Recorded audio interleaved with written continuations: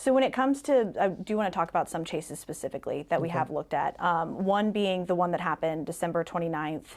It was the chase on Interstate 126. Byron Pringle was the suspect. Did your deputies follow department policy in that chase? Yeah. He was a drug dealer. He was dealing fentanyl. He was killing people on the street. No different than if he had a gun, he was killing one. He was a drug dealer. And if we had not stopped him, and he would have continued to put the drugs on the street, and people would have continued to die. Your policy says, as a general rule, deputies should not pursue a vehicle driving the wrong direction. So what was the difference in this case? He needed to be caught. He determined he was going to go down the wrong way. He determined, I'm going to do this. I'm going to endanger myself and others by this is how I'm going to drive. Again, he was doing that to evade us. So if we had not chased him and just let him go, and then the next day somebody dies from an overdose of drugs that he put on the street, that comes back on us. You know, that family's going to go, why didn't you stop him? Why'd you let him go?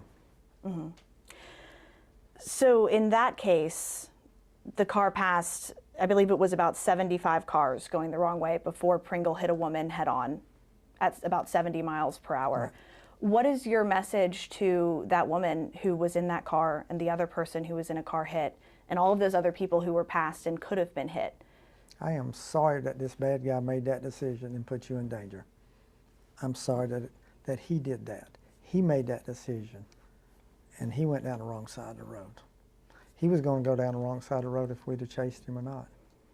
He was already doing that, so he was going to go against them. I'm sorry that they got injured. I'm sorry they did that, but that is on that person. That's not on us. That's that person that was driving the car, and that was him. Do you think there could have been another way with the technology that you all have that could have been avoided? I don't think so. No. Because he was, like you said, a known offender. I mean, I think you all had arrested him a month prior. Right, for putting poison on our streets. He was a killer. He was killing people with the drugs he was putting on the street. I mean, again, our job is to get the criminals off the street, people who are hurting people. He was hurting people. No different than if he took a gun and shot people. He was selling poison, and people were dying from it. You know, we talk about all the people who died from fentanyl. That's no different than somebody shooting them. Drug dealers are putting that poison out, so he had to be stopped.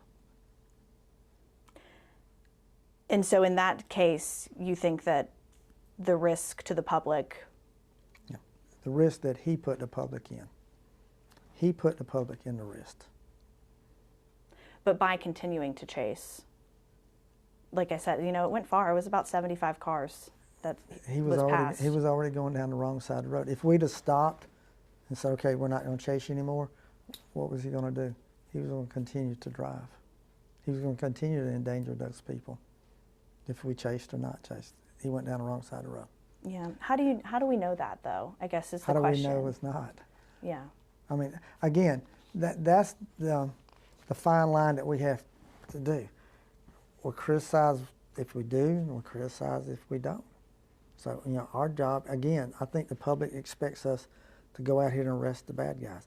If we did not chase them, then they're just going to continue to commit crimes.